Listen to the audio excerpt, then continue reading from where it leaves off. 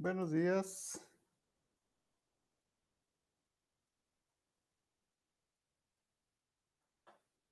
Antes de continuar con con lo que estábamos haciendo ayer, siempre es importante, bueno, ver algunos temas relacionados a lo que estamos haciendo en nuestro curso, pues, y esto cómo se relaciona eh,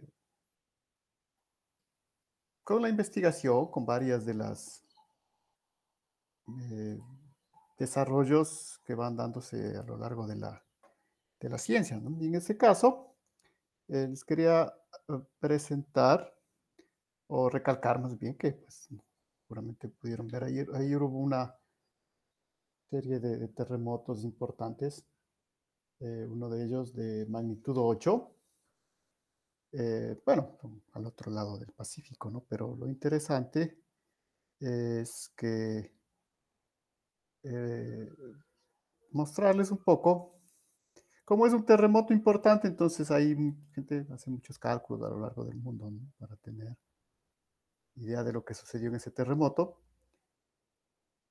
Eso permite de que hay varios trabajos. Pues, por ejemplo, este, si ven, es el slip, ¿no? El desplazamiento, delta W que estábamos hablando ayer, ¿no? Eh, bueno, aquí está la parte justo donde sucedió el sismo, que hay una islita de referencia. Ustedes pueden ver toda la superficie, ¿no? Que se considera para el modelo de la ruptura.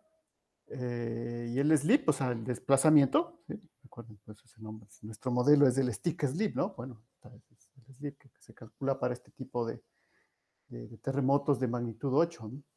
Entonces pueden ver que en algunos puntos hubo un desplazamiento de hasta, aquí está en centímetros, ¿no? Por si acaso, ¿sí? Eh, en 1000 centímetros, ¿no? Es decir, 10 metros, ¿no? Entonces, eso obviamente se obtiene de resolver los diversos sismogramas. Pues aquí tienen, por ejemplo, el hipocentro del sismo. Entonces, pueden ver que no necesariamente el hipocentro coincide con el desplazamiento mayor, ¿no? Y con toda esta zona que se supone que es la que se rompió. Entonces, eso hay que, una vez más, estar claros, ¿no? Que cuando hablamos de un terremoto, no podemos pensar como un punto, ¿no? Localizado, sobre todo cuando son de esta magnitud tan grande, ¿no? Es una extensión. Pues a lo largo de toda esta extensión, obviamente la parte azul es donde no hubo desplazamiento, entonces supone que la parte del terremoto está por aquí. Y cuando hacemos la localización, pues es un poco, pues decir, por aquí comenzó, ¿no? Por aquí comenzó la ruptura y se propagó, acá llegó al máximo, ¿no? Entonces, toda esta sería el área de ruptura donde está diferente del color azul. Y ustedes pueden ver, ¿no? Un desplazamiento de 10 metros es calculado. Les digo eso a partir de los datos sísmicos para relacionarlos. Esto igual se puede hacer con todos los terremotos, ¿no? Nada más que, pues, cuando hay uno tan importante como este, pues eh, muchos más cálculos y personas que están haciendo cálculos sobre esto, así que podemos tener ese tipo de resultados. Entonces, esa era la primera indicación sobre esto que estamos haciendo, sobre nuestro trabajo, ¿no? Justamente relacionado con el día con lo que estábamos, les puse inclusive en el examen, ¿no? Calcular el desplazamiento. Tengo un ejemplo, pues, de un sismo mucho más pequeño. Como les digo, nosotros lo que hacemos es, tenemos ciertas magnitudes y calculamos el desplazamiento en base a un modelo. Verán que en realidad ese desplazamiento pues, se puede calcular en base a datos sísmicos, ¿no? Eso nosotros no estamos haciendo, ¿no? Porque este es un sismo actual, en cambio nosotros en ese ejemplo que le estoy dando estamos yendo al terreno, ¿no? Y vemos unas magnitudes, queremos estimar después que pasó el sismo, después del terremoto. Entonces es otro trabajo, pero lo que calculamos es exactamente las mismas magnitudes, ¿no? Entonces por eso valía la pena insistirles sobre este terremoto ayer, que bueno, igual fue bastante interesante porque fue una serie de terremotos que también muestran un poco la complejidad del sistema, ¿no? De pensar que un terremoto es un evento aislado y cómo este puede dar lugar a otro o simplemente después venir una disipación con terremotos más pequeños. Sí, lo más probable generalmente es cuando hay un sismo grande, pues luego hay una disipación por terremotos más pequeños. El día de ayer fue diferente, ¿no? Fue un hecho excepcional. Pues, por eso es importante estudiar esos hechos excepcionales, porque quizá nos dan una idea de la complejidad, y esa palabra complejidad es importante porque no es simplemente un adjetivo tomado para decir que algo es difícil, sino que representa el hecho de que los terremotos que se suceden, pues nosotros no podemos considerar todos los terremotos aislados, ¿no? Sino que en realidad cuando tenemos un terremoto, eso estuvo relacionado con otros que hubieron anteriormente, ¿sí? Entonces no es tan simple provocar simplemente un terremoto y tratar de, a partir de eso, describir el resto de la dinámica, ¿no? Entonces es lo que se conoce como un sistema complejo, un sistema donde los componentes interactúan mucho entre sí. Bueno, sobre eso podríamos avanzar mucho más, pero tampoco tenemos todo, tenemos que ver nuestros otros temas. Y de todas maneras, otro punto que quería señalarles era este artículo, perdón, ya me perdí.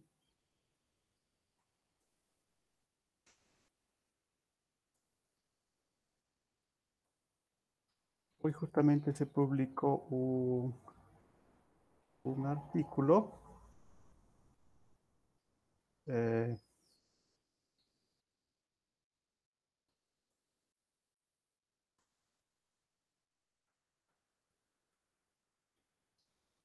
yo lo tenía por aquí, pensé que, a ver si hago back. Ya, este era, ¿no? Sí, sí, aquí está, mire, no hace falta buscar. Entonces, este artículo es importante, ¿sí? Porque nos habla un poco del pasado geodinámico antiguo de la región amazónica, donde pues obviamente la idea es que se plantea este modelo, ¿no? De que en un momento esta parte se inundó por agua proveniente de la parte del Caribe, ¿no? Y eso obviamente pues es importante sobre todo para los compañeros que hacen, por ejemplo, ecosistemas, porque les permite explicar mucha de la variabilidad, como dice el artículo bien aquí, ¿no? Verán, o sea, la principal duda aquí es por qué es tan biodiverso en la región amazónica, ¿no? Como dice, una inundación del Mar Caribe en el Amazonas Oeste hace millones de años dio lugar a la biodiversidad de la región amazónica, ¿no? Y eso pues obviamente ustedes pueden comprobarlo fácilmente cuando suben inclusive a partes altas del Tena, van a ver, hay muchos fósiles marinos, ¿no? Entonces una explicación de dónde viene eso, pues es de acá, ¿no? Pues verán más o menos la idea aquí es que tengan una primera noción de lo que sucede, ¿no? Porque bueno, luego se puede profundizar. Y si ustedes ven un poco la idea de esto, es que si es que van directamente en el artículo, obviamente es un artículo de los que se conoce como artículos que aparecen en este Proceedings, ¿no? De la Academia de Ciencias de los Estados Unidos. Bueno, cuando algo aparece por acá, pues es que sí, o sea, tiene una importancia, una relevancia fundamental, ¿no? Sí, sobre todo porque es una conjunción de varios estudios, de varias ciencias que han confluido ahí, ¿no? Que es precisamente lo que sucede en este tipo de investigaciones. ¿Y por qué nos toca esto nosotros la biodiversidad? Tiene que ver con la geodinámica, pues si ustedes van acá abajo y ven los modelamientos geodinámicos que se han hecho, porque la cuestión no es decir simplemente pienso que un mar entró por aquí, ¿no? Hay que dar el modelo, ¿sí? Hay que presentar un modelo, aunque sea aproximado de lo que se está afirmando, ¿no? Entonces, esa es la idea un poco de hacer ciencia en base a los modelos, porque como les decía, el problema aquí actualmente es que todo el mundo es igual, ¿no? Hay un modelo, hay una publicación que dice, es lo que pasa un poco en el problema de la cascada San Rafael, ¿no? Hay un modelo que se hizo, alguien dice, sí, pero hay que presentar ese modelo, cuál es, cuáles son los resultados, cómo se hizo, cómo se calibró el modelo. Entonces, por ejemplo, en el caso de la cascada San Rafael es claro, porque ahí hay algunos modelos parciales, que les había hablado, que se han hecho, pero que no se llevaron a término, ¿no? Porque les faltaban datos. Entonces, obviamente, a partir de eso no se puede concluir cuestiones tan fuertes como decir, fue la represa la que ocasionó que la cascada se desplome. No, no, no es tan fácil, hay que ir con, con, con evidencias. Una de las evidencias es un modelo. Entonces, obviamente aquí esto es un artículo de revisión, ¿no? Pues donde les manda y les dice el modelo está por acá. Entonces, cuando ustedes van a ver el modelo geodinámico que se ha hecho para entender esto, esto era las 13, 13, 14.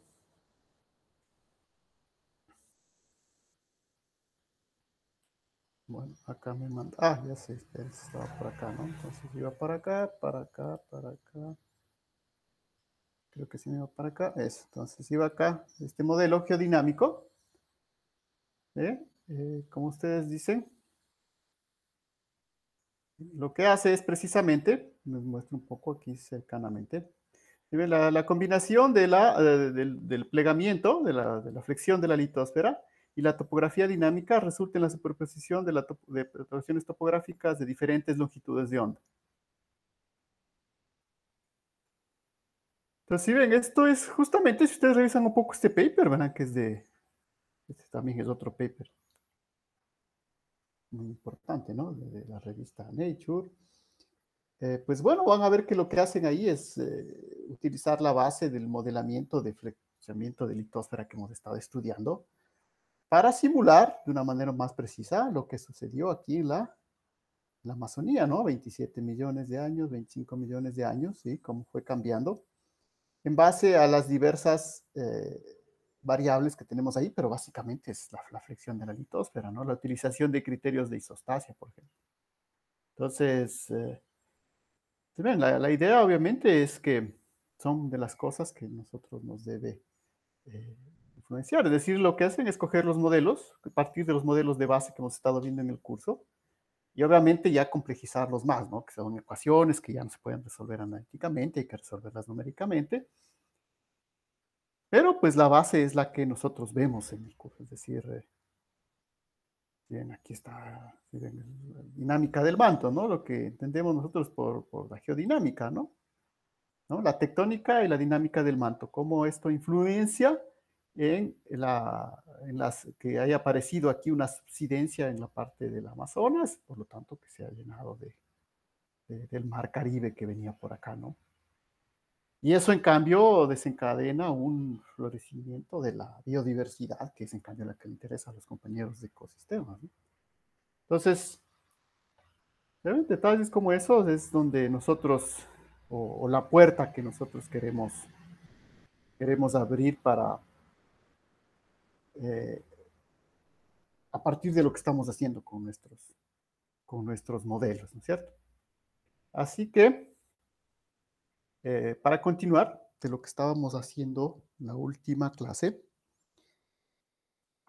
porque sí, la idea también es hacer las ecuaciones, pero también tenemos que centrarnos, contactarnos con lo que está haciendo el resto de la gente, porque si no, no saben, ¿no? O sea, puede partir en pistas falsas. No, lo importante es saber que uno está haciendo cosas que luego pues les interesan a otras personas, ¿no? No es simplemente el interés egoísta del conocimiento, ¿no? Eso no funciona tampoco aquí así, ¿no? O sea, para eso existen otras vías, ¿no? Aquí en la ciencia hay que compartir, hay que ponerse a hacer lo que también a otros les interesa, buscar relaciones. Bueno, entonces la otra cuestión, sí, había varias cosas para empezar a mostrarles, es aclarar un poco lo que queríamos ver con nuestras ecuaciones, ¿no? ¿Eh? Obviamente nosotros estamos haciendo un primer modelo de dinámica de la subducción, eh, que puede ser muy aproximado. Después, obviamente, como les digo, la principal aproximación que tiene que existir es que no estamos tomando en cuenta la termodinámica, ¿no? Entonces, eso es importante.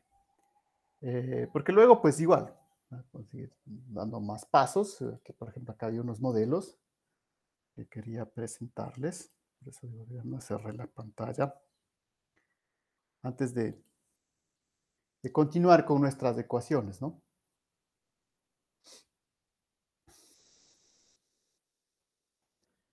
Entonces, bueno, este es un modelo de lo que estamos viendo, como, cosa que se, son videitos cortos, ¿no? Cómo va el slab subduciendo. Y lo importante, que es lo que vamos a ver el día de hoy, son estas líneas que se van formando, ¿sí ven? Esas líneas obviamente lo que muestran es el movimiento del fluido. Entonces es importante recordar, por favor, bueno, aquí está mostrando la viscosidad, ¿no? Es un modelo ya muy interesante con viscosidad cambiante, más, entonces, ¿ven?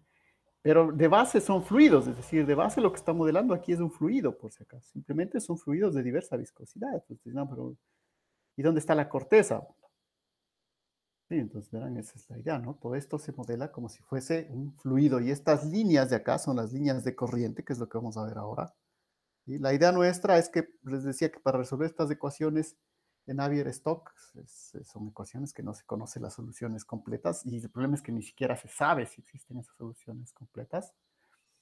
Por eso es un problema de la matemática entre los más importantes que existen en la actualidad, donde hay muchísima investigación, ¿no?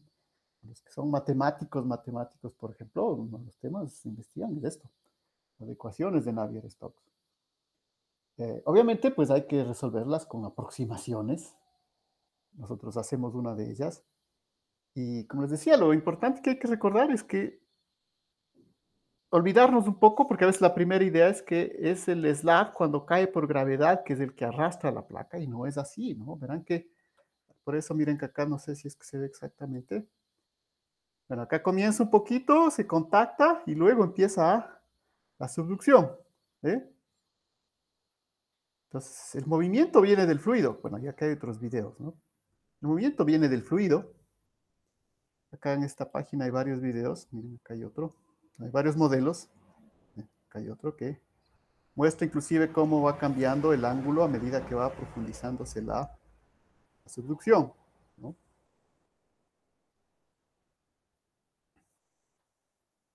Entonces, insisto, lo que hay que estar claros aquí es que es el fluido el que manda aquí, ¿no?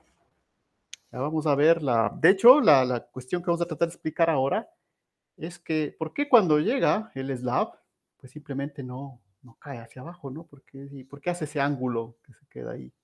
¿Y por qué hay un ángulo ahí en el slab? Y muchas veces hay varios escenarios, ¿no? Hay veces en que el slab no ni siquiera se clava, sino que va casi plano. ¿Qué es lo que ocasiona eso? ¿Eh? Porque por la gravedad, diríamos, ¿no? Es una placa, la gravedad lo va a tirar hacia abajo. Pues no, hay que pensar que en realidad lo que aquí manda son los fluidos, ¿no? También tomamos en cuenta la gravedad, recuerdan en las ecuaciones, pero obviamente lo principal, si ven estas imágenes, ¿no? Obviamente ya, si ven, son ya modelos más complejos, con más variables, pero nosotros vamos a llegar a una primera aproximación de lo que está pasando. Entonces, para eso, pues vamos más o menos ya terminando nuestro curso. Como decíamos, tendríamos la clase de hoy y la clase de lunes como clases finales, porque la del miércoles, recuerden, es día para el examen, ¿no? Entonces, nos habíamos quedado en las ecuaciones y ahora pues ya van a ver que tenemos muchos cálculos que podemos hacer. Eh, como siempre, vamos a escoger algunos de ellos, no podemos hacer todos porque pues nos pasaríamos simplemente haciendo cálculos sin llegar a analizar un poco, porque también es importante para nosotros analizar. Habíamos llegado a nuestras dos ecuaciones, ¿se acuerdan? En X y en Y, que eran las siguientes. Viscosidad por derivada parcial de U respecto a X más derivada parcial de U respecto a Y, menos la derivada parcial de P respecto a X igual a 0, y la derivada y mu por la derivada parcial de B respecto a Y, más rho G menos Entonces, así estaban escritas, ¿no? Entonces, ahí les voy a pedir nada más, una vez más, por, como siempre, tratar de seguir la notación que mantiene el, el texto para que ustedes puedan revisar más fácil. Entonces, la única es un pequeñísimo cambio nada más, pero que es importante. Yo había escrito así con la P mayúscula la presión, ¿sí? Y luego vamos a hacer un cambio de variable, que nosotros le podríamos llamar la P minúscula, pero ¿para qué? Pues por favor, aquí pongamos que esta sea P minúscula.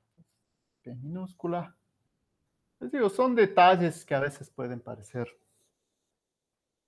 demasiado obvios, ¿no? Pero yo creo que sí vale la pena tomarlos en cuenta para que luego ustedes puedan ir al libro y también parar, ¿no? Verán que es la ventaja de este curso. Aquí sí estamos siguiendo básicamente un texto. Esa es la idea, ¿no? Tenemos esa facilidad. En otros cursos, pues tenemos que ir de varios libros. Aquí, pues casi que vamos con un solo texto, viendo algunos capítulos de ese libro, porque tampoco vemos todo, ¿no?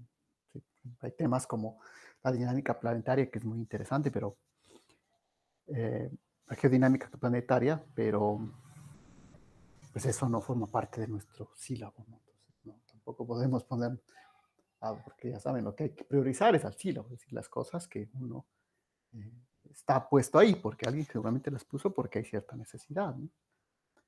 Entonces, por eso les digo, hay cosas del libro que sí serán interesantes, pero no corresponden, ¿no? Hay otras que, por ejemplo, las veremos en el curso de geofísica, y hay otras como que las veremos en el curso de geología ambiental, ¿sí? Entonces, pues, ven, hay varios que podemos tomar de ahí, esa es la idea.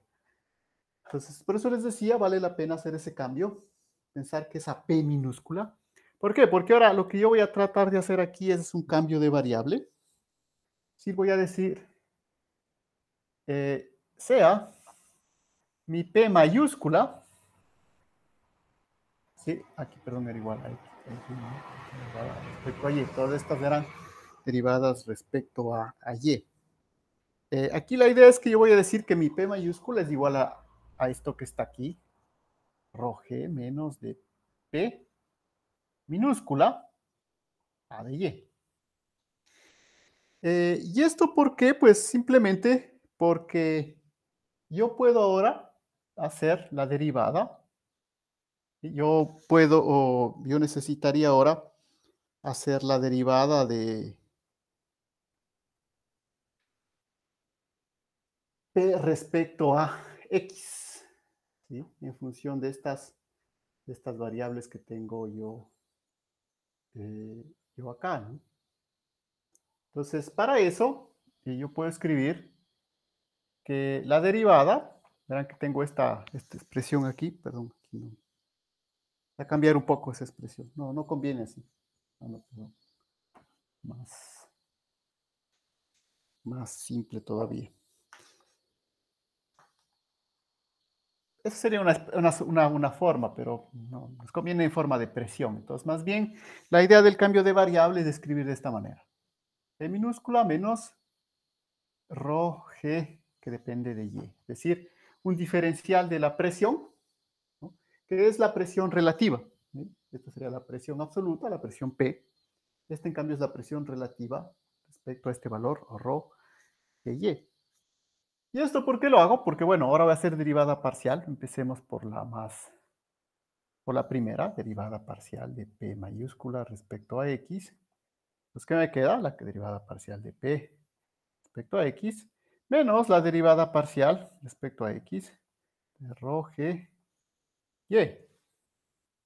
Entonces, ¿qué dicen? ¿Cuánto vale esta derivada parcial? Pues verán, esto es constante. G es constante, estamos suponiendo que es constante, aunque en los modelos reales ya debería cambiar, ¿no? Porque hay una profundidad grande donde cambia la gravedad. En este modelo, usamos constante. Y me queda la derivada de Y respecto a X. Y no depende de X, son independientes, por lo tanto, todo este término vale 0. Por lo tanto, me queda que la derivada en esta variable mayúscula es igual a la derivada en la variable minúscula. ¿Eh? Y lo mismo, si hago derivada de P respecto a Y, me va a quedar derivada de P respecto a Y menos la derivada parcial de rho GY respecto a Y. ¿sí? Derivada de esto. Aquí esto ya no se hace cero, ¿verdad? Porque me queda derivada parcial. Bueno, voy a hacer un acá mismo porque si no me falta. Me queda derivada parcial de P minúscula respecto a Y. Aquí, ¿qué pasa? Aquí no, esto ya no vale cero, ¿verdad? Porque rho G, esto sale fuera. Y me queda la derivada de Y respecto a Y. La derivada de Y respecto a Y es 1. ¿Eh? Por lo tanto,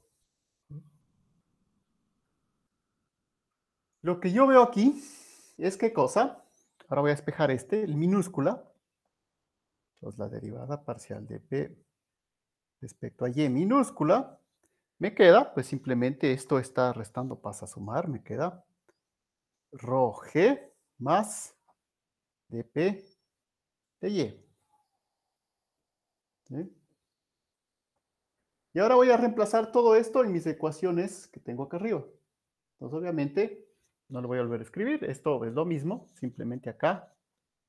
¿Sí? La dp de x mayúscula es dp de x minúscula.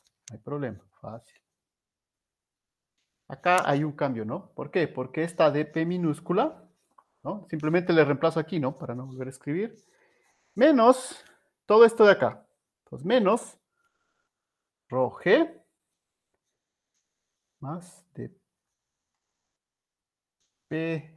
perdón, acá va mayúscula, ¿no? Perdón, voy a cambiar. Dp minúscula va al mayúscula. ¿Ya? Y acá, entonces, rho g más dp mayúscula y. ¿Qué he conseguido con esto? ¿Sí? Con este cambio de variable. Que mis ecuaciones se vean de una manera mucho más estándar, si ustedes quieren. Sí, yo creo que todo esto ya puedo borrar. ¿Por qué? Porque ustedes ven que este cambio de variable a una presión relativa, que es la que estoy utilizando, es una presión relativa ¿a qué? Una presión relativa a la profundidad, a lleno. Ese es el valor que estoy utilizando. Por eso le llamo presión relativa.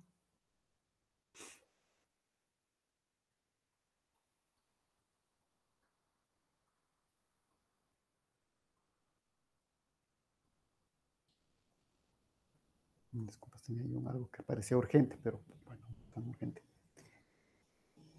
Entonces, con esto yo, mis, mis ecuaciones se, se simplifican todavía más, porque este roje se va de aquí, ¿no?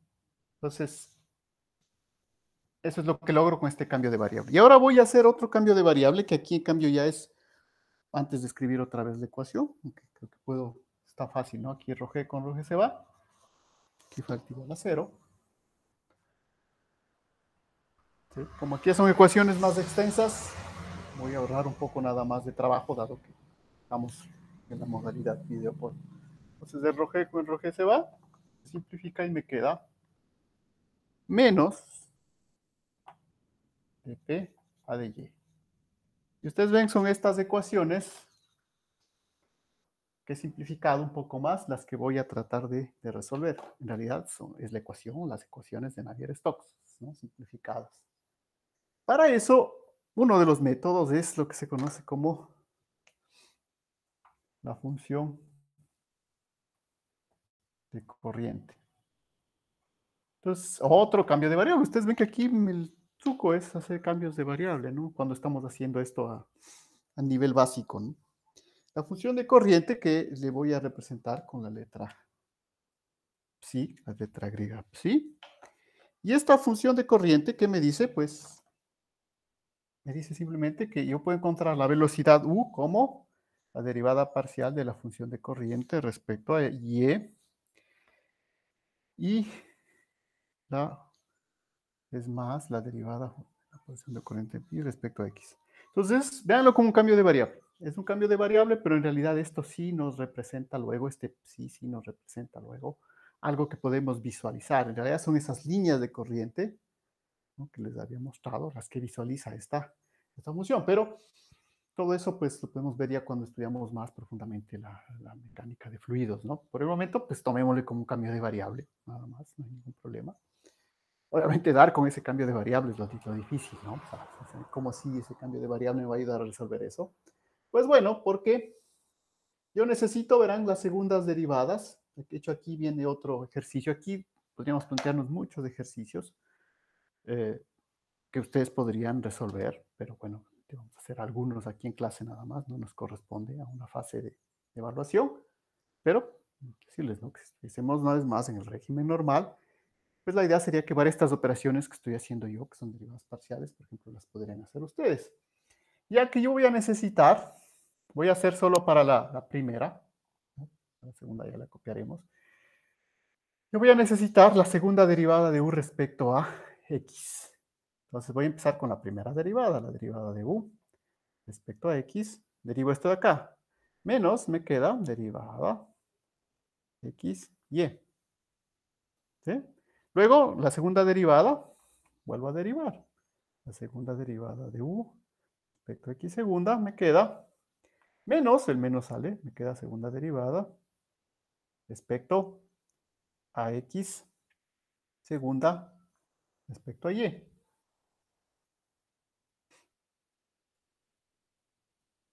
Ahora tengo la derivada de u respecto a y. Similar, ¿no? Primero derivo, me queda de, sí, de x respecto a y. Verán que aquí puedo intercambiar derivadas, ¿no? Intercambiables. Y la otra me queda segunda derivada de u respecto a y segunda. Vuelvo a derivar y me queda menos de segunda de x de y segunda.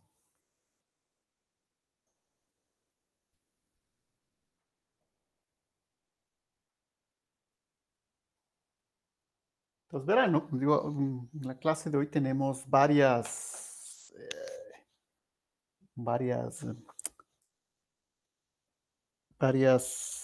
operaciones que podemos hacer.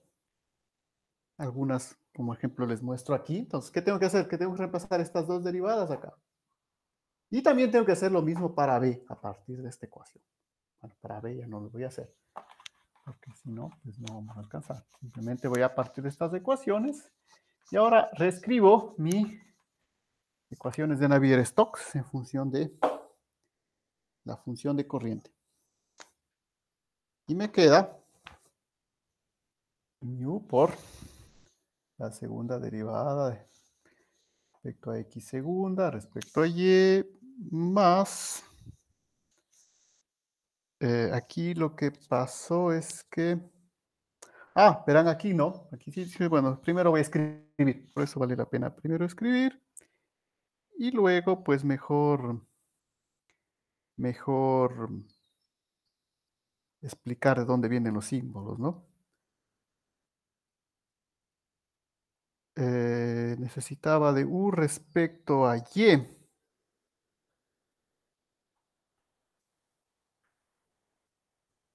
Aquí está. No, aquí no está bien. Aquí no, aquí no está bien. Aquí no está bien, aquí está. Volvámoslo nomás a hacer. Pues por ir muy rápido, preferible. Sí, ven, lo que voy a hacer ahora es u respecto a y. Entonces, no está bien, porque aquí es esto, ¿no? Me queda entonces, a la derivar una vez más, me va a quedar segunda derivada de y. Porque estoy derivando esto, ¿no? ¿Sí? Otra vez respecto a y, me queda segunda derivada. Y tengo que volver a derivar, por eso algo quedaba raro. Ahora vuelvo a derivar esto. Entonces el menos sale. ¿Sí? ¿Y qué tengo que hacer? Volver a derivar. Por lo tanto me queda tercera derivada. ¿Sí? Esta es la que ha quedado. Esta y ahora esta de acá. Ahora, ¿por qué aparece ahí con más? Pues ya vamos a ver. Más, voy reemplazando más tercera derivada. ¿Sí? Y más dpa de x. Lo único que he hecho aquí, pues simplemente es que recuerden que este era menos, ¿no? Aquí va a quedar todo esto con menos. Todo esto menos, por estos menos de acá. Este también era menos. Pues nada, le pongo al otro lado. Multiplico toda la ecuación por menos 1. Y lo que he hecho, desde aquí les he mostrado para u. Lo mismo tengo que hacer para b. Esa parte pues ya. Vamos a hacer. La idea, como les digo siempre aquí en la clase, es mostrarles algunas partes del procedimiento para que vayan viendo por dónde hacerlo, ¿no? Pero tampoco podemos repetir todo porque sería muy extenso, ¿no? Sobre todo, vamos a ver en esta clase que tenemos muchos cálculos que hacer. Entonces me queda para la segunda d tercera de psi respecto a x más d tercera de psi respecto a y segunda x. Y aquí en cambio me queda como menos, ¿no? ¿Verdad? Porque tienen otro signo.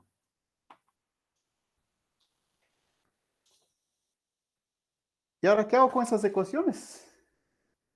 ¿Sí? ¿Qué hago con esas ecuaciones? Que le puedo llamar a esta ecuación 1 y ecuación 2. La idea ahora el truco de la resolución, ¿cuál es? La idea es que ahora voy a derivar la ecuación 1 parcialmente, todo respecto a y.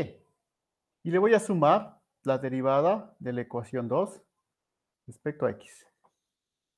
¿Sí? Igual, ¿verdad? Ya son derivadas parciales, no creo que sea tan difícil de recordar eso. Entonces, ¿qué va a pasar? Bueno, va a ser aquí en las derivadas, por ejemplo, esta me quedaría la tercera derivada respecto a x segunda respecto a y segunda. ¿Sí? Y el término que me interesa, y es por eso que hago la derivada, es que esto me permite, al derivar y sumar, me va a quedar un término de p de xy de p de xy. Al sumar este más este, ¿ah?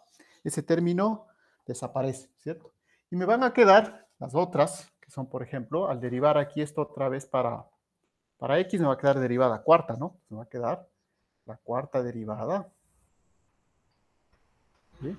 Más dos veces la cuarta derivada,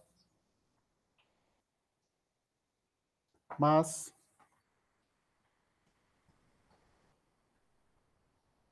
¿sí? Queda ahora esta ecuación en función de esta función nueva psi, que es la función de corriente. ¿Estamos de acuerdo? ¿Y ahora qué voy a hacer con esta ecuación? Pues bueno, esta ecuación la puedo escribir en función de, o digamos, esta ecuación es la que tengo que resolver, ahora sí, finalmente. ¿Sí? He logrado, si ven, desaparecer la presión, desaparecer las dos velocidades, ahora solo es una ecuación. Ahora, obviamente es de cuarto orden y además es derivadas parciales, ¿no? Entonces, ¿cómo se resuelve esto? Recuerden que ustedes en el curso de métodos numéricos vieron cómo resolver ecuaciones en derivadas parciales de tipo laplaciano. Bueno, este es un caso especial de la laplaciana. Podemos mostrar que esta ecuación es el laplaciano de psi. ¿Sí? Entonces, en realidad es la ecuación nabla cuarta, lo que se llama la ecuación y armónica. Entonces, una ecuación de Laplace dos veces. Para eso, obviamente, sirven los métodos analíticos, ¿no? Se puede llegar a una expresión que nos permita resolver ecuaciones de derivadas parciales. Entonces, aquí ustedes ven, ya llegamos a otro límite más del conocimiento básico que ustedes han adquirido en sus cursos básicos, que es, por una parte, resolver las ecuaciones ordinarias. Yo directamente, obviamente, no les pediría resolver la ecuación de este tipo, ¿no? Pero en cambio, sí les pediría resolver la ecuación laplaciana, ¿no? Es decir, la laplaciana, recuerden, es esto, ¿no? Nabla. Y por eso ustedes en métodos numéricos ven básicamente tres ecuaciones en derivadas parciales, los métodos analíticos y los numéricos asociados, pues que son la ecuación de la onda, la ecuación del calor y la ecuación de Laplace. Tres casos que podemos resolver. Obviamente este ya es más complicado, ¿no? Hay que hacer una doble solución de la ecuación de Laplace, pero se puede resolver analíticamente. Y bueno, esa parte ya no lo vamos a hacer, aunque pues otra vez aquí sería algo interesante de plantearse, resolver esa ecuación biarmónica. ¿Bien? Pues nada, aquí directamente podemos nosotros ver o utilizar la solución, ¿no?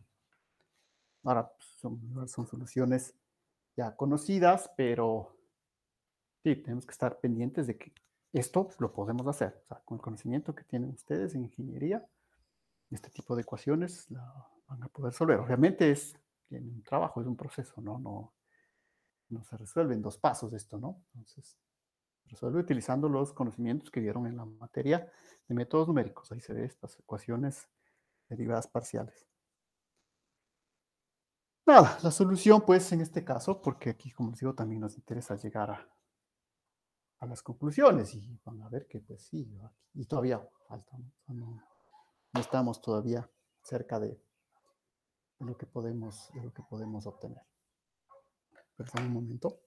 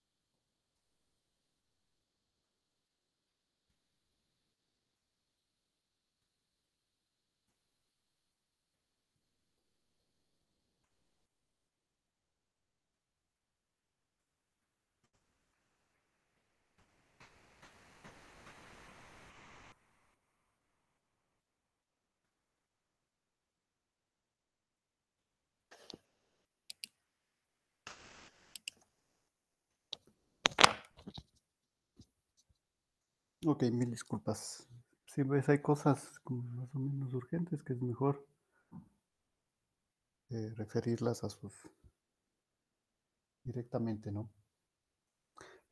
Porque si no, después sus compañeros necesitan esas informaciones de urgencia. Entonces, como les decía, la idea aquí es utilizar ya una solución, ¿no? de esta ecuación,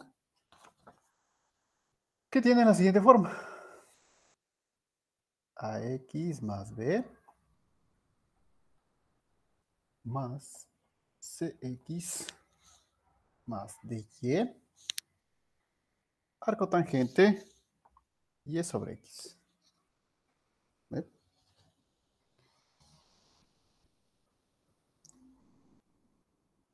De todas maneras, aquí sí es interesante al menos encontrar o darnos cuenta cómo es, que lo que encontramos es psi, ¿no? Es la función de corriente, pero en realidad lo que necesitamos es las velocidades, la componente B y la componente U, la componente en X y la componente en Y de las velocidades, proceso de subducción. Entonces, para eso, recuerden, hace un rato yo había escrito que era este psi, pues bueno, yo puedo a partir de psi encontrar U como menos la derivada parcial de psi respecto a X. ¿Sí? Eso es lo que necesito yo encontrar. Para encontrar esto, pues voy a tener que derivar alguna parte, esto está fácil. Pero acá, bueno, acá hay un producto y sobre todo acá hay que recordar esta derivada, por si acaso, ¿no? Porque si no nos vamos a demorar haciendo la derivada parcial de x de la tangente, verán que es el arco tangente, ¿no? Tangente de algunos es el arco tangente de y sobre x es igual a x sobre x cuadrado más y cuadrado. Es la derivada del arco tangente de y, que en este caso, verán que se toma como constante, porque estamos viendo respecto a x, ¿no? Del arco tangente y sobre x. Entonces no es solo del arco tangente, ¿no? Porque hay una y ahí, que es otra, es como una constante respecto a esta derivada. Entonces, ¿cómo me queda esta? No, esta es la respecto a y, perdón. Sí, esta es la respecto a y. Respecto a y, no sé si necesito. Sí, porque sí, aquí está mal. Vamos a hacer respecto a y. Tenemos que derivar esto respecto a y para encontrar u. Una vez más, yo les voy a hacer esta, ¿no? La otra, pues ya. Pues vamos a derivar. Como les digo, es importante porque hay unos procesos que hay que recordar sobre todo esto, como paso de la función de corriente a las velocidades. Entonces, empiezo a derivar. Tengo que derivar respecto a y. Y además de eso, multiplicar por menos, ¿no? Aquí hay un menos delante. Ese menos le podemos poner al final. ¿Sí? Aquí vamos a complicar. Vamos a poner al final. Entonces empiezo a derivar. Constante, constante. Esto es x respecto a y, 0. B respecto a y, 0. El problema viene acá, en este término. Porque verán que acá hay un producto, ¿no? Que no puedo... Que hay un producto. Entonces tengo que hacer la derivada de la primera respecto a y de cx más dy por la segunda más el primer término por la derivada de lo que está acá. ¿Sí? La derivada del arco tangente, que le puse por acá arriba. Entonces, de una vez escribámoslo.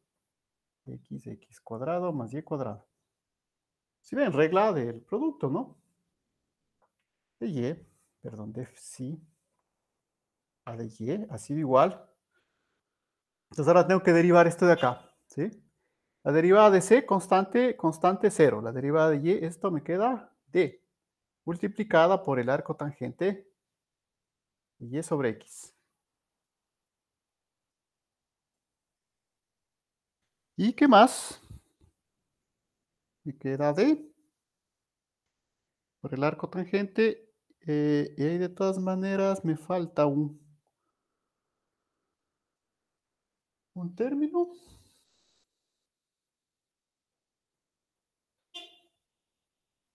Porque está bien, ¿no? Vamos por si acaso. Me falta... claro. No, que está mal, ¿no? Sí, perdón. Acá en aquí falta, perdón, aquí falta, sí. Es a x más by. Sí, claro. Entonces ahí sí, pues, porque si no falta un término. Entonces aquí me va a faltar, ¿sí? Porque vamos a escribir, no hay problema. Voy a borrar todo otra vez. Voy a ponerle más acá, nada más. Entonces, la derivada de psi respecto a y. Entonces empiezo derivando por aquí. Aquí sí había una derivada. La derivada de a, 0. La de x, pues también es constante respecto a y, 0. Pero aquí la derivada de by respecto a y es b. Ese b faltaba aquí. Y luego sí paso a este producto. Entonces lo mismo acá. El b, bueno, ya se queda acá. Y ahora sí, derivada de c, constante, x constante respecto a y, 0, de y, de, todo esto por el arco tangente. Y acá no sé si puedo simplificar algo más. CXY, creo que no. CXY. Nada más.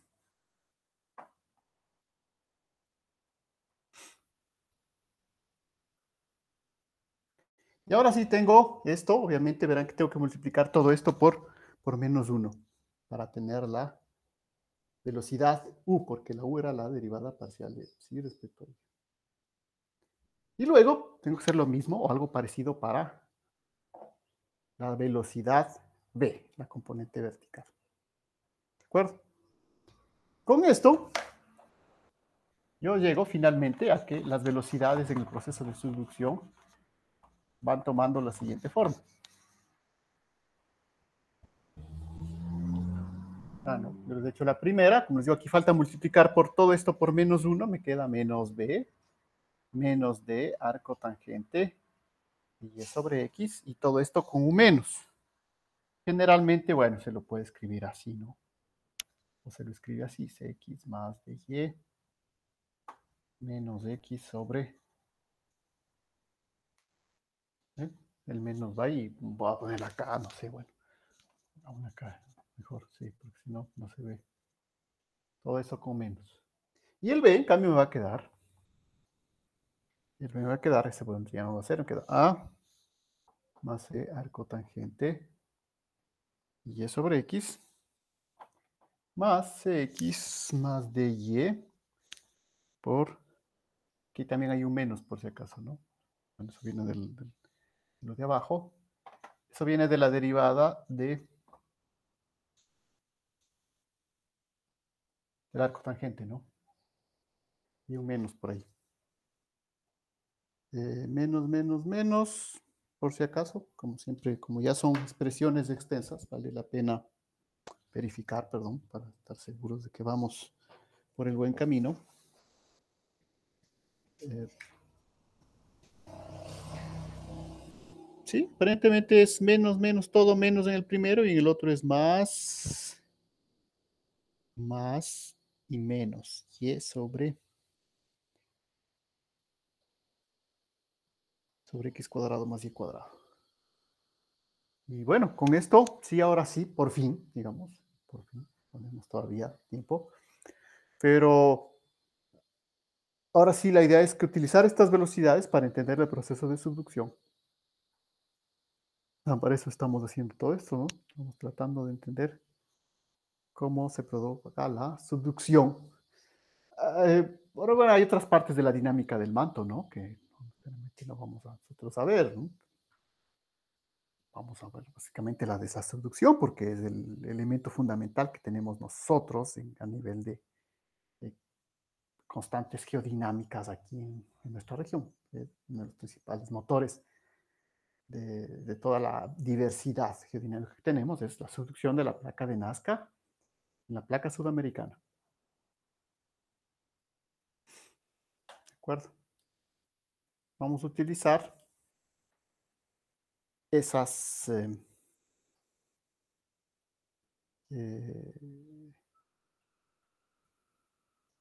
esas, esas cuestiones para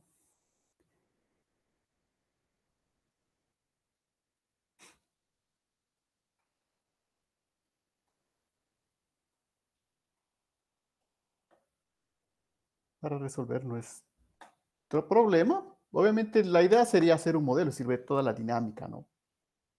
Por ejemplo, eso sería interesante, plantear un modelo en donde representemos tanto U como B en función de todos los valores que puedan tener X y Y, si hacer un pequeño programa, un código que nos muestre eso.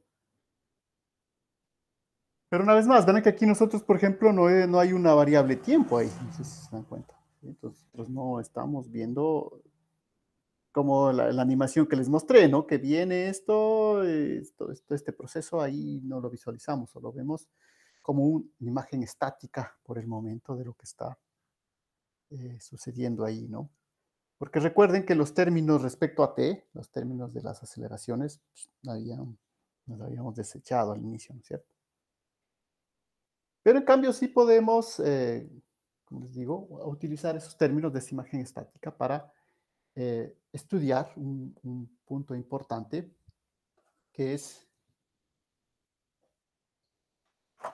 lo que ya va llegando al final de nuestro, de nuestro sílabo de geodinámica, que es explicar o detallar un poco el ángulo de subducción, ¿no?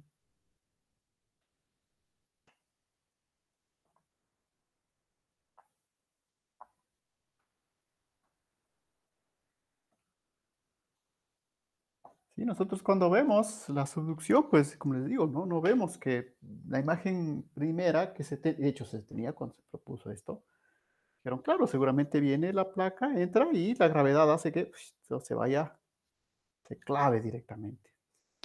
Y no, en realidad la subducción tiene varios ángulos, se puede ver con muchos ángulos diferentes de subducción, desde muy planos hasta con mucha pendiente. Y eso a su vez condiciona otros procesos interesantes, ¿no? Como son los procesos de vulcanismo, ¿no? Que es el tema final que veremos el día lunes y sobre el que va un poco el examen después, eh, que es precisamente tratar de explicar por qué en ciertos sitios hay volcanes y en otros sitios no hay volcanes. Nosotros, si nos vemos la cordillera de los Andes en América del Sur, pues vemos un grupo de volcanes al norte, es decir, la parte centro-sur de Colombia, Ecuador, y ustedes ven muy claramente, ¿no? Vamos de Ecuador hacia el sur y llegamos hasta el Sangay. Y después ahí hay un espacio entre el Sangay y el sur casi del Perú, donde no hay volcanes, no hay actividad volcánica. Nueva, obviamente, porque si nos podemos a pesar, buscar actividad volcánica siempre la vamos a encontrar. Digamos, actualmente, ¿qué es lo que condiciona de que en esas zonas no haya volcanes? En otras zonas sí haya volcanes. Pues luego ustedes pueden ver el mapa de la cordillera, vamos a seguir, y llegamos a una parte de Chile y de ahí igual hay otro espacio hasta el sur, donde empieza otra vez el sur de Chile, donde otra vez se retoma el volcanismo. Entonces, eso básicamente la explicación actual que tenemos, creo que tenemos bastante bien establecido, que el principal motor de ese vulcanismo es precisamente la inclinación del eslavo. Porque si vemos la inclinación del eslavo en la parte, sobre todo en la parte del norte, centro de Perú, vemos que ahí hay un eslavo casi, casi plano, ¿no? Que entra con un ángulo muy pequeño. Y eso determina de que no se produzca la fusión parcial del manto, que es lo que veremos en la siguiente clase, y que por lo tanto no haya volcanismo. En cambio, donde nosotros vivimos, pues sí, hay una, o se supone en principio que hay un ángulo, ahora les digo se supone porque la imagen aquí, sobre todo en el Ecuador, es más compleja, ¿no? Entonces ahí es un poco donde yo precisamente investigo, ¿no? Esa parte de mi investigación es sobre esa zona. Eh, Porque de las imágenes que obtenemos de tomografía para ver cómo está precisamente el slab, pues bueno, es un slab muy complicado, no es tan simple como decir es plano o tiene una inclinación. Entonces eso, como les digo, se ha visualizado en varias partes de las zonas de subducción del mundo. Recuerden en las clases, sobre eso ya no voy a volver, pero al inicio vimos un mapa de las zonas de subducción, ¿no? Que se conoce como el mapa del SLAB 2.0, que precisamente me muestra un poco cómo está. Creo que vale la pena regresar a ese mapa. SLAB 2.0. Que hay un mapa interactivo y este sí creo que funciona. Obviamente es una aplicación ArcGIS, así que se toma su tiempo Entonces vamos a fijarnos en lo que nos interesa a nosotros por acá, ¿no?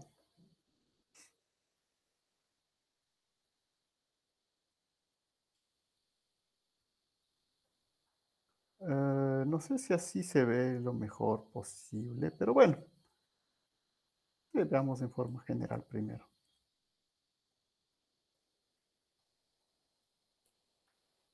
Presentar.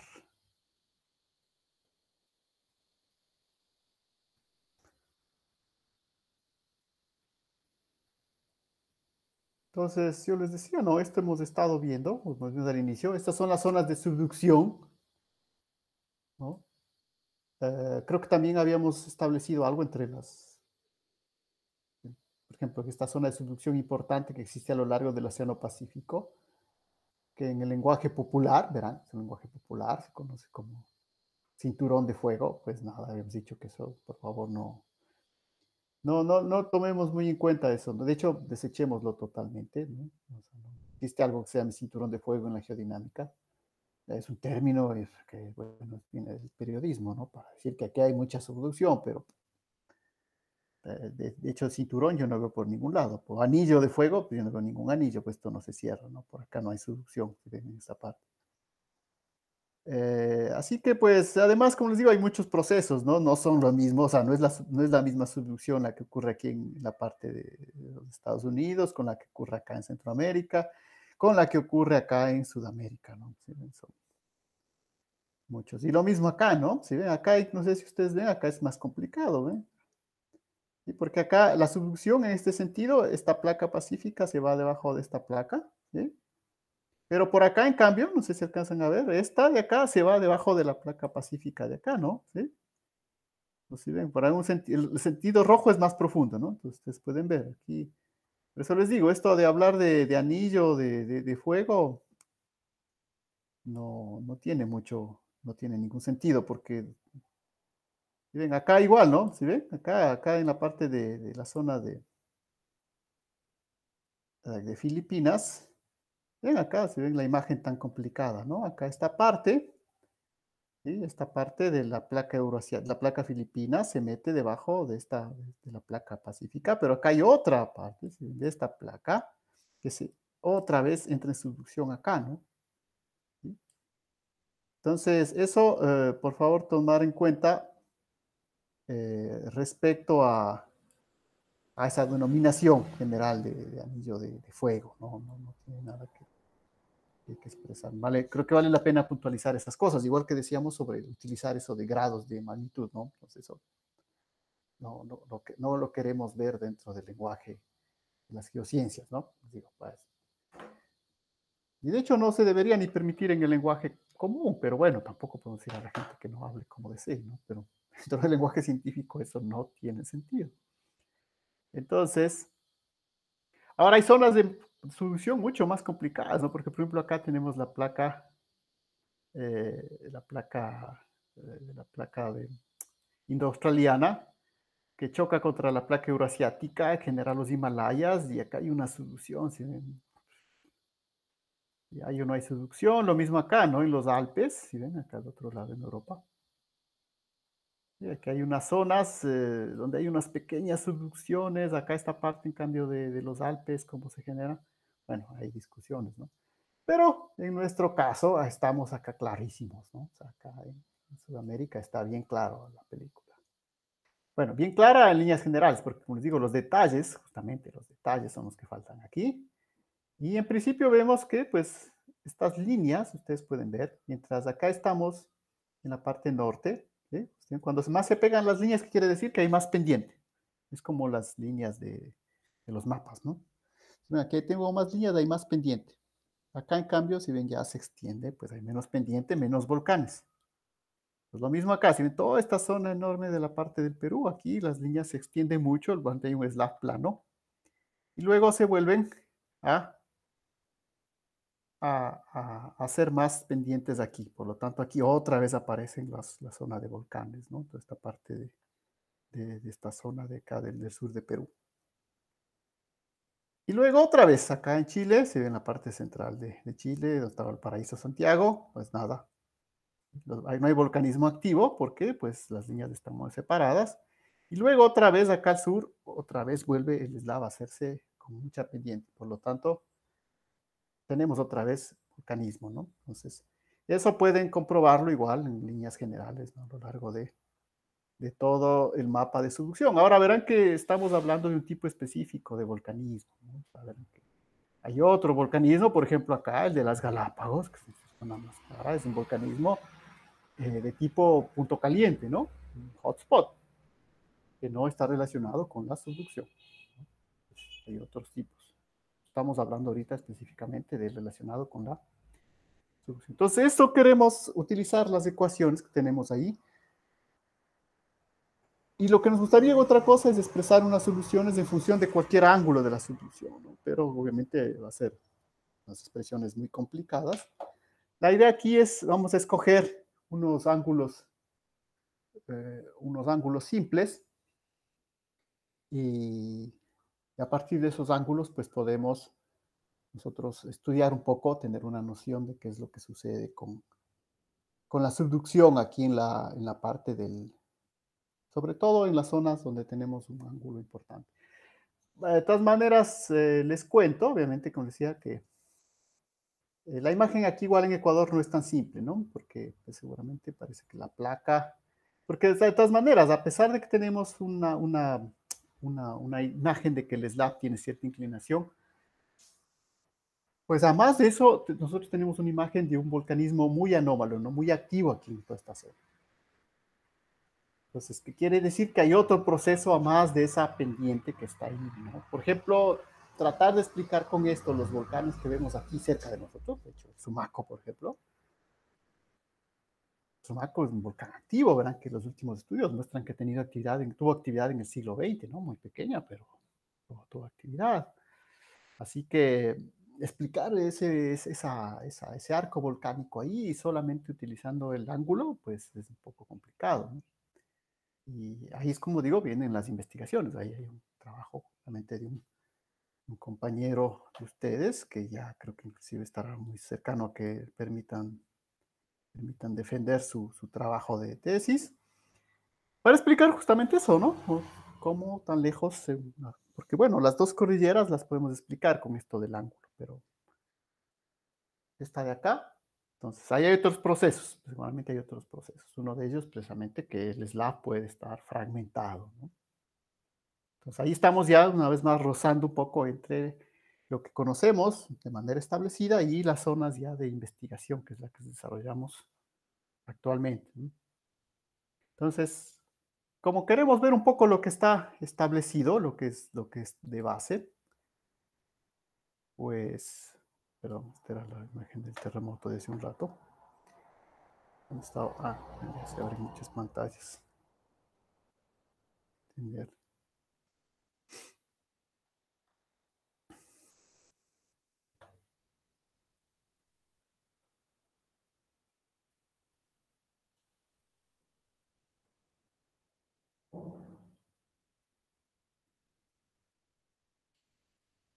Ok. Entonces, de hecho, la velocidad ya van a ver que no es tan interesante, ¿no? Aquí lo que nos va a interesar más es la presión, ¿sí? ¿Se acuerdan esa presión que teníamos en esas ecuaciones que dejamos hace un rato? Entonces, les vuelvo a escribir. Teníamos dos ecuaciones, ¿no? Entonces, teníamos la una ecuación, mu de segunda U,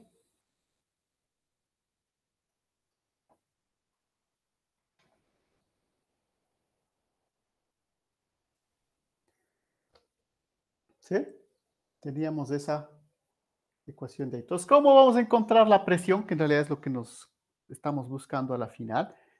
Vamos a necesitar las velocidades, ¿no? Lo que tenemos que hacer es, tenemos que integrar todo esto respecto a X. Es decir, aquí hay un trabajito que en función de derivadas, integrales, sí lleva su tiempo, no sé. Pero les digo que igual podríamos ponerlo como tarea, no lo vamos a poner, pero podríamos. Si ven, aquí tenemos ya U, tendremos que derivar esto respecto a X dos veces respecto a Y dos veces. Tenemos esta expresión y ahora vamos a integrar todo respecto a X para despejar la presión. Lo mismo podemos a partir de la otra. Tiene que dar exactamente lo mismo, ¿no? Entonces, eh, lo interesante es que al final queda una expresión bastante simplificada que me dice que la presión es igual a 2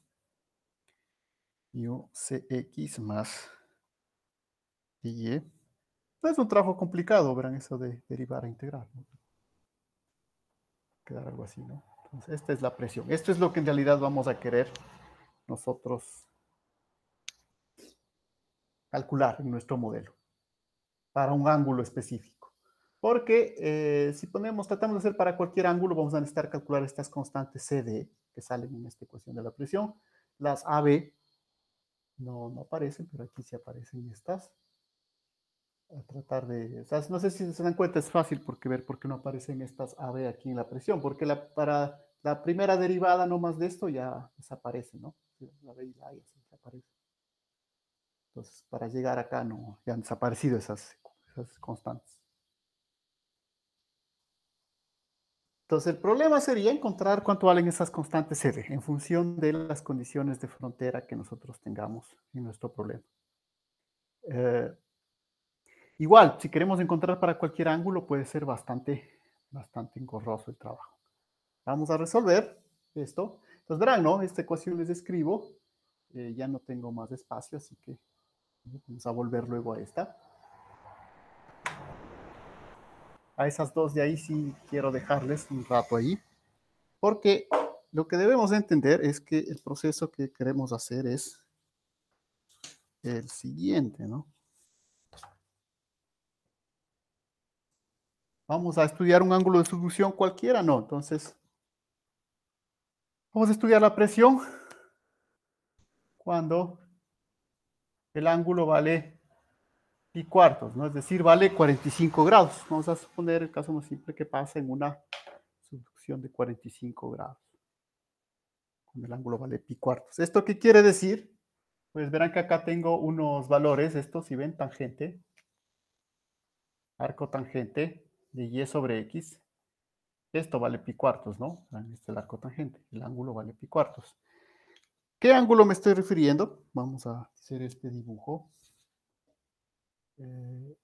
Sí, voy a ponerle esto por acá. Primero voy a dibujar para ver con eso dónde me queda el espacio y luego podemos. Pues la idea es que tenemos vamos a pensar que esta es la placa de Nazca, baja por acá y vamos a poner otro color. Vamos a poner que esta es la placa sudamericana.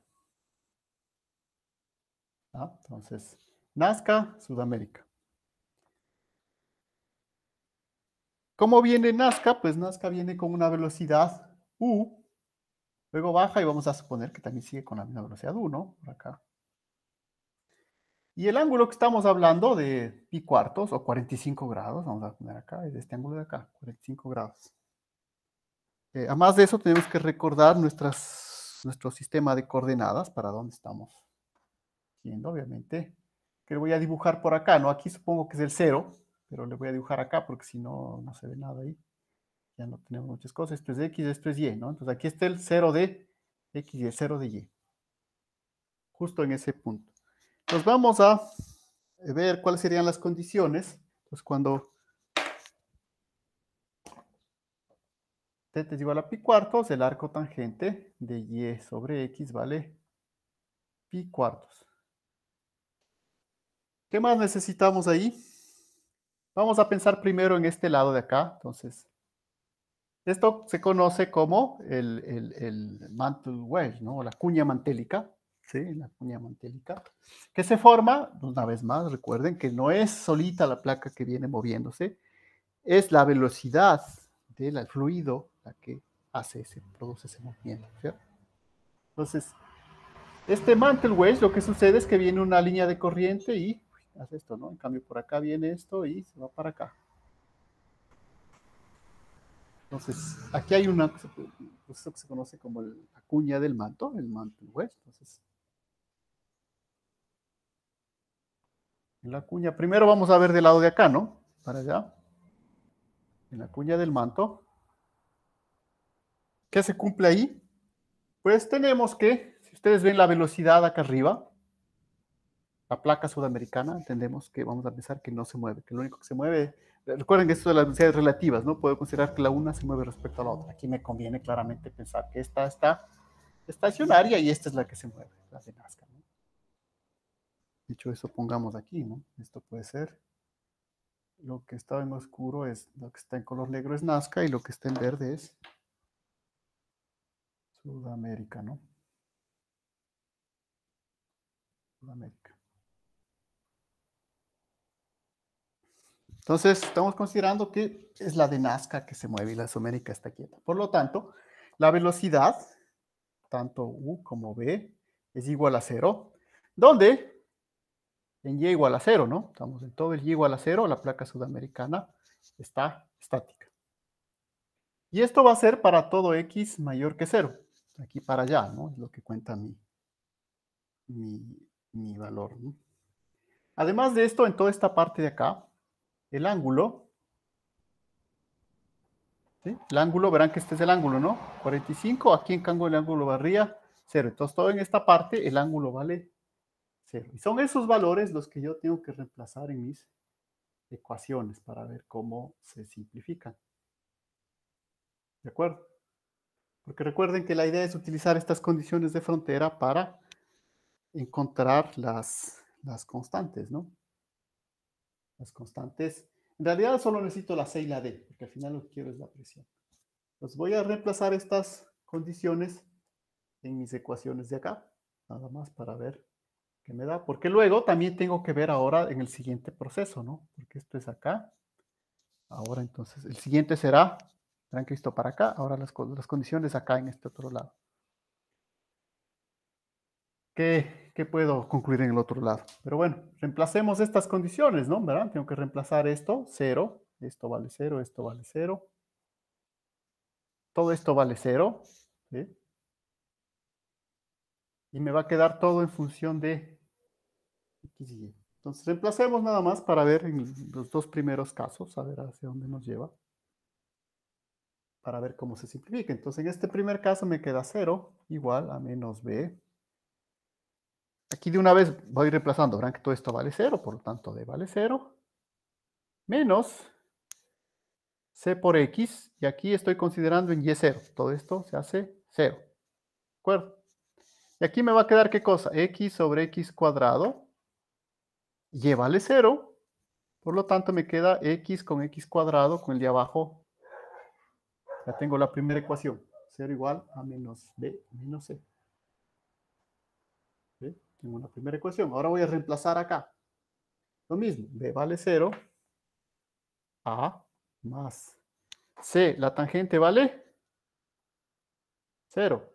Y acá es más fácil, porque acá tengo y que vale 0 en este caso. Estoy acá arriba, ¿no? Estoy en la placa sudamericana, y vale 0. Por lo tanto, 0 por cualquier cosa da 0. Aquí tengo una primera ya solución de que a debe valer 0. Ya se me simplifica. ¿De acuerdo? Entonces, si bien tengo una primera ecuación, verán que necesito 4 ecuaciones, porque son 4 incógnitas. A, B, C, D. ¿Sí? A, B, C, D. Ya tengo dos ecuaciones. La primera, está la más fácil, me dice que vale 0. Esta otra me va a decir que B es igual a menos C, ¿no? De aquí podría concluir que... Concluir, ¿no? Concluyo que A vale 0. Acá puedo concluir que B es igual a menos C o C es igual a menos B, como ustedes quieran. Acá al otro lado, B es igual a menos C. Ya tengo dos ecuaciones, ¿de acuerdo? Entonces, esta parte del reemplazo de las condiciones sí me parece importante mostrarles, porque luego ya la otra, la solución del sistema, pues, es parte del álgebra, pero también sería importante hacerlo porque sí hay unos pasos interesantes. Pero esta parte del reemplazo de las condiciones sí es importante porque nos da a entender un poco también entender la dinámica, ¿no? ¿Qué es lo que estamos modelando aquí? ¿Sí? Entonces, estamos claros, ¿no? ¿Verdad? Acá, 0, estas condiciones. V valen 0, en Y igual a 0 para todo X mayor que 0, es decir, de aquí para allá, y donde el ángulo obviamente vale 0. Estas dos ecuaciones lo tengo. Necesito dos más. Entonces, en este caso los voy a borrar.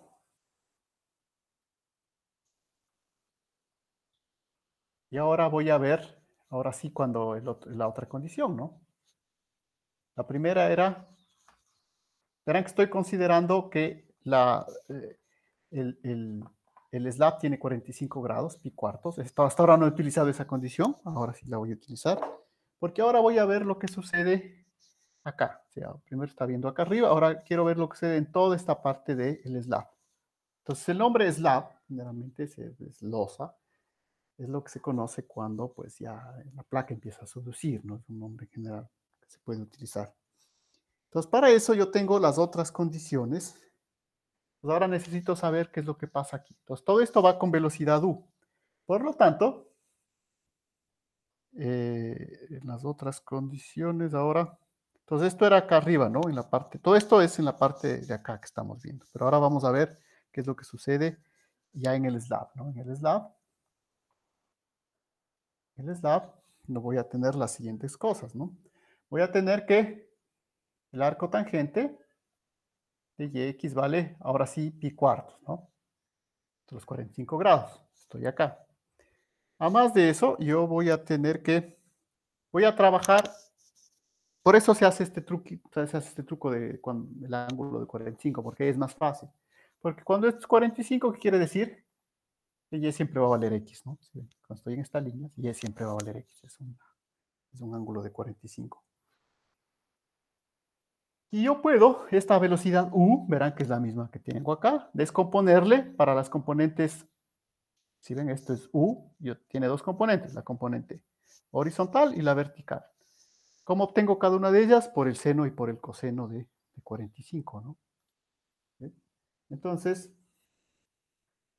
U es igual a U por el coseno de 45 y B es igual a U por el seno de 45. Descompongo el U en sus dos componentes vertical y horizontal. Y reemplazo todo esto en mis ecuaciones de acá. Eh, Ahí obviamente el seno y el coseno de 45 yo los puedo reemplazar utilizando los valores racionales para llevar números racionales hasta el final. O podría poner el número. Bueno, los puedo reemplazar. Acá el U es U por raíz de 2 sobre 2. Es igual a menos B menos D por pi cuartos. Verán que la arcotangente es pi cuartos, es el ángulo. Menos C por X. Y acá voy a utilizar que Y vale X, ¿no? Entonces más DX por X. Y acá me va a quedar, estos dos son iguales, me queda 2X al cuadrado. Estoy en esta parte, ¿no? X es igual siempre a Y. Y ya tengo otra ecuación. De hecho, si ustedes ven esta ecuación, ¿qué va a suceder? Saco factor común aquí X. Me queda C más D, multiplico X por X. Voy a tener una ecuación de la forma menos D pi cuartos menos C más D, que va a quedar un medio. Tengo ya mi tercera ecuación, ¿sí? Que ya no depende obviamente de X ni de Y, ¿no? X, todo esto por un medio. He reemplazado aquí. ¿Y qué me queda? Pues bueno, me queda reemplazar acá, finalmente, ¿no? Voy a reemplazar acá, entonces en B, una vez más, es U raíz de 2 sobre 2. Ah, ya sé que vale 0, entonces para que no le pongo, por C pi cuartos. Cotangente vale pi cuartos. Y aquí, ustedes ven una vez más, voy a reemplazar Y con X, lo mismo, ¿no? Si ven, X y Y son lo mismo, X por X al cuadrado, acá 2X al cuadrado, me queda C más D, otra vez darle un medio. Entonces, si ven, acá tengo estas dos ecuaciones, la otra que ya vale 0, ya sé, y le falta la otra ecuación, la que faltaba sería esta, y la otra que era B es igual a menos C. Una, dos, tres ecuaciones, tres incógnitas. Ahí puedo despejar lo que falta, ¿no? ¿Y para qué hago todo esto? Pues ya para irnos un poco centralizando ya en la parte final del trabajo. Porque igual, pues, la idea de esto es que a veces hacemos tantos cálculos que sabemos que mismo estábamos tratando de despejar aquí, ¿no? Entonces recuerden que la idea aquí finalmente es que estas constantes C y D yo las necesito reemplazar en la presión. ¿Sí? En la ecuación de la presión que pusimos hace un rato. Bueno, esa parte creo que no hace falta mostrarles cuánto valen C, cuánto valen D. La idea aquí un poco es ver el procedimiento que debemos seguir, ver que no estamos perdiéndonos de todos los detalles, porque verán que si hay detalles matemáticos interesantes, como resolver la ecuación biarmónica, por ejemplo, ¿sí? Como resolver la ecuación biarmónica. Simplemente la escribimos, la solución, hemos partido de ahí, llegamos a esto, ¿sí? Y de aquí deberíamos encontrar los valores de C y D y reemplazar en la ecuación de la presión que finalmente teníamos por ahí. Y verán que estamos solo estudiando esta parte de acá, ¿no? La parte de la cuña del manto. Después tenemos que pasar a hacer lo mismo ahora para esta parte de acá, para la parte oceánica. ¿Sí? Eso todavía no hemos utilizado, ¿no? Todos los datos de acá. ¿Qué sucede en esta parte de acá? Bueno, acá es similar, pero acá, por ejemplo, tenemos la velocidad B vale U en esta parte, ¿no? Pero la velocidad B vale 0, pero U tiene el valor de la velocidad, esa U que estamos poniendo, ¿no? Estamos poniendo un valor estándar de la velocidad, ¿no? Entonces, todos estos detalles, como digo, nos permiten obtener conclusiones interesantes eh, que nos van a permitir, como les digo, sobre todo explicar por qué se observa ese ángulo, ¿no? ¿Qué es lo que otras palabras, verán que esto tiene una masa, ¿no? La gravedad, la placa, el slab tiene una masa. Entonces, ¿por qué esto no se va directamente, sino que se mantiene en un cierto ángulo? ¿De dónde viene? ¿Qué sostiene eso? Para que eso no caiga en una sola vertical. Eso es lo que estamos tratando de explicar. Para eso estos cálculos. Así que como les digo, esa parte ya no vamos a hacer. Podría ser un ejercicio interesante. Encontrar, pues, las valores de las constantes, reemplazar en la presión. Y finalmente me va a dar que, bueno, no finalmente, ¿no? Tengo una primera parte, estoy acá. Voy a obtener, de todas maneras, ya para ir terminando nuestra clase de hoy. Voy a obtener qué cosa? Que la presión. Verán que todos estamos trabajando acá, ¿no? En la cuña del manto. Todo esto es para la cuña del manto. O bueno, vamos a volver a insistir, ¿no? En la cuña del manto, me queda que la presión va a ser igual a mu, la viscosidad, por u raíz de 2, pi por x más 4 menos pi por y, todo sobre 2 menos pi cuadrado sobre 4x cuadrado más y cuadrado. ¿Sí? Entonces, esa es la expresión general que he obtenido en función de todo, cualquier x y cualquier y, ¿no? ¿Verdad? Para toda esta zona que estoy analizando acá. Obviamente no me interesa, por ejemplo, no me interesa con lo que pasa con Sudamérica, porque ya sé que está ahí. Me interesa es esta parte del slab. Entonces, en esta parte del slab que se cumple que x igual a y, y yo puedo cambiar, poner una sola variable, en lugar de poner x, y, puedo poner esto como un radio, ¿sí? Como un r, y poner que x, en este caso, es igual a y es igual a ¿qué cosa? A r por el seno o el coseno de 45, ¿no? Y r por raíz de 2 sobre 2.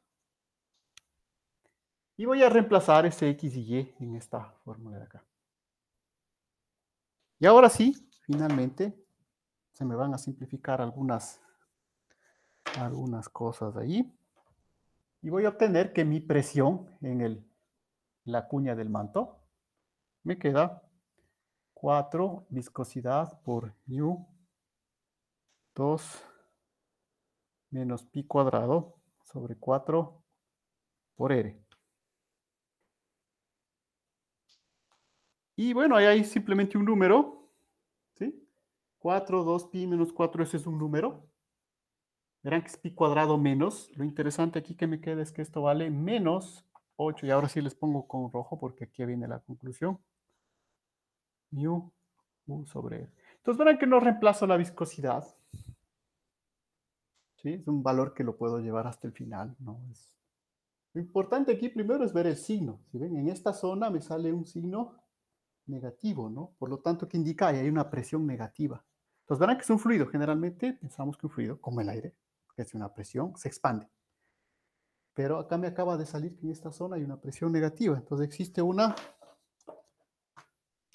importante acá, ¿no? Esta es la conclusión, digamos, fundamental. Final. Aquí existe una succión, si ustedes quieren. Entonces, en esta zona, lo que hace el fluido, el movimiento del fluido, lo que ocasiona es una presión negativa que succiona al slab, ¿no? ¿Sí? Entonces, no es que porque la primera idea sería que este fluido va a chocar, si se quieren, con esto y lo va a empujar hacia acá, ¿no? Es al contrario. Entonces, esa es la idea de los modelos, ¿no? Generalmente uno tiene una primera intuición, pero para esa es la idea de resolver esto, ¿no? Para ver que no, que en esta zona la presión es negativa, por lo tanto hay una succión que sostiene y levanta el slab y evita que esto se vaya directamente con cualquier ángulo hacia abajo. Y esto es una solución básica de la dinámica de la astenosfera en una zona de subducción. ¿De acuerdo? Entonces, vean, ¿no? Les digo, viene el fluido y este movimiento hace, en principio diríamos, no, viene el fluido y va a empujar y va a generar una presión hacia acá. Al contrario, ¿no? Lo que hace es un movimiento de succión que sostiene y levanta el slab. Entonces, la conclusión sería fundamental es esa, ¿no? El slab se sostiene por la dinámica propia de la astenosfera que está en convección, ¿no? Que todo esto viene de la convección, pero es más, la convección no alcanzamos a estudiarla en nuestro curso. Sería interesante, más, muchas cosas que dejamos fuera, pero para llegar a la convección necesitamos las ecuaciones de la termodinámica, que ustedes las conocen, de hecho, también podemos tranquilamente entrar en eso, ¿no? Pero bueno, eso podría ser, por ejemplo, para un curso ya, en el curso de vulcanología, donde ya necesitamos. Puede ser, ¿no? Pero aquí no llegamos a esa parte, ¿no? Nos quedamos en esta primera imagen solamente con el fluido. Pues solo con el fluido ya vemos que hay una succión que sostiene al slab para que no caiga, ¿no? Sino que tiene un ángulo. Como les digo, hemos resuelto el problema específico con 45 grados, ¿no? Por ejemplo, en el libro luego dice, resuelve el mismo problema, ahora con un ángulo de 60, a ver qué pasa, qué tanto cambia esas presiones. También darse el trabajo, no puede resolver para cualquier ángulo, ¿no?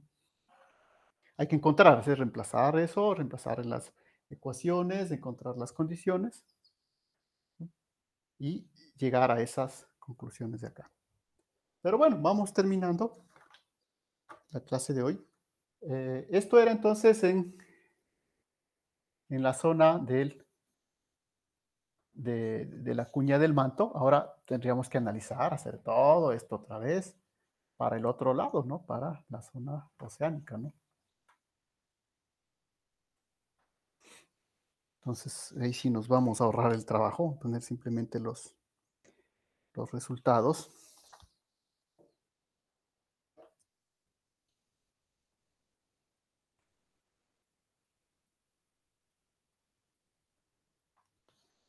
¿Qué me va a quedar? Pues me va a quedar una vez más que la presión es de la forma mu u sobre r 3 pi raíz de 2 menos 4, 9 pi cuadrado sobre 4 menos 2. Todo esto va a quedar ahora positivo, ¿sí ve? Cambia positivo. 462 mu u r. Entonces acá hay una succión, acá en cambio hay una presión propiamente dicha, ¿no? ¿Sí? Entonces, de los dos lados ayuda a sostener el slab, ¿sí? Porque acá en cambio, de este lado, ¿bien? Hay presión, entonces presiona hacia acá. Entonces el fluido como que trata de expandirse, es una presión, sostiene acá. En cambio acá es una succión. De todas maneras, ustedes pueden ver el orden, ¿no? De variación. Acá es 8 y acá es 0.4. Es decir que el efecto principal no viene de la presión de la zona oceánica. El efecto principal de sostener al slab para que no caiga viene de la cuña mantélica, ¿no? De esta parte de acá. Entonces, esa es la conclusión final que tenemos de la clase del día de hoy, ¿no? Los dos efectos contribuyen, ¿no? Ahora, ahí obviamente faltan todavía muchos efectos más que no estamos tomando, ¿no? Por ejemplo, el torque generado por el slab. ¿No? O sea, aquí la idea es, siempre hacemos en la clase, analizamos el modelo más simple posible. Más simple posible, pero con resultados todavía verificables. ¿Sí? Porque, como digo, no podemos pensar en un modelo de slab en el cual ustedes cojan una masa y le sostengan ahí, ¿no? O sea, no es como, ¿se acuerdan esos ejercicios que hacían de, tengo una barra sostenida por una tensión, ¿qué ángulo me va a quedar? Eso ya es muy básico, ¿no? De esos, desde ahí hemos partido, obviamente, su conocimiento previo, que traen muchas veces desde la secundaria, hasta estas ecuaciones de acá, ¿no? ¿Sí? Para entender, les digo que el efecto de sostener al slab para que no caiga en un ángulo es la dinámica propia en la zona de la cuña del manto, que genera una succión que levanta y sostiene al slab. Ahora, ¿por qué cambia eso? ¿Por qué en algunas zonas esta succión es más fuerte? Bueno, ahí sí hay muchos factores, ¿no? Hay muchos factores y hay muchas condiciones que pueden que pueden cambiar ese ángulo, ¿no? A lo largo, porque verán que no es algo que se mantenga constante, ¿no? O sea, es un ángulo que puede cambiar. Y una de las cuestiones que dicen es, la fundamental que se ha estudiado, es la influencia de los ridges de estas cordilleras, eh, que el momento de entrar en subducción cambian la flotabilidad del slab, así que pese menos, por lo tanto flota más, y aquí el ángulo es más pequeño. Entonces, esa influencia de esos ridges que entran en la subducción puede tener esa influencia. De hecho, eso lo que se piensa, y si no estamos ya en la parte especulativa, lo que se piensa que sucede con el ridge de Carnegie, ¿no? Que tenemos en nuestras costas. El ridge de Carnegie entra en subducción. Quizá les muestro el mapa para ir terminando. Vemos todo. No me deja mostrarlo en...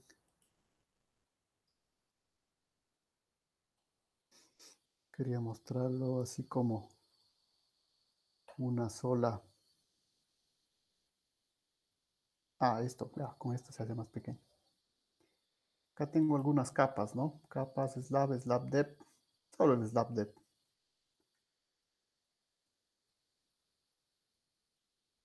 Entonces, vamos terminando. Esto ya está hace rato.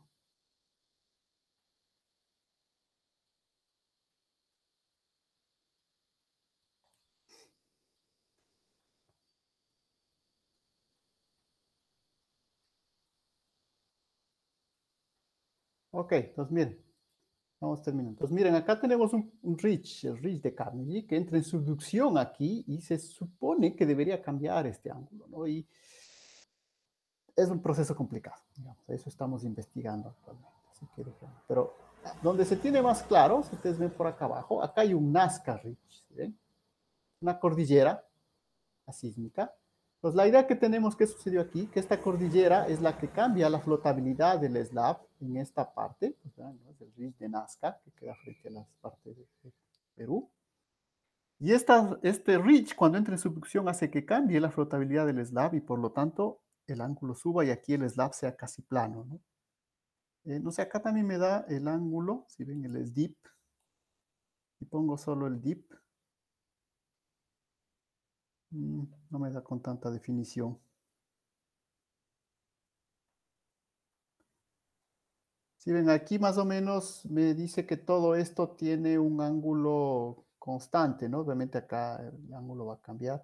No, no se ve tanto así. Yo creo que se ve mejor con la profundidad, viendo la profundidad del slab. ¿Sí? Entonces, es una de las explicaciones para ver por qué en esta zona, acá, en Perú, no tenemos volcanes. Porque este ridge, obviamente dice, pero solo entra aquí. No, es que la idea, si ustedes ven la historia, es que este ridge de Nazca ha ido barriendo todo esta parte y a medida de eso ha ido aplanando el slab y haciendo que los volcanes desaparezcan, ¿no? En cambio acá debería pasar algo similar. Acá tenemos un ridge importante, ¿no? En Carnegie. Hay algunos artículos que mencionan y dicen, sí, eso ha ocasionado una subducción plana en el Ecuador, esa subducción no se observa tanto. Bueno, es una imagen más complicada, ¿no? Es una imagen más complicada que seguramente quizá podamos mostrarles un poco de eso en nuestra última clase el día lunes. Entonces, eso es lo que ha sido la clase del día de hoy, ¿no? Eh, como digo, nos quedaría solo la del lunes y ya el resto para el examen.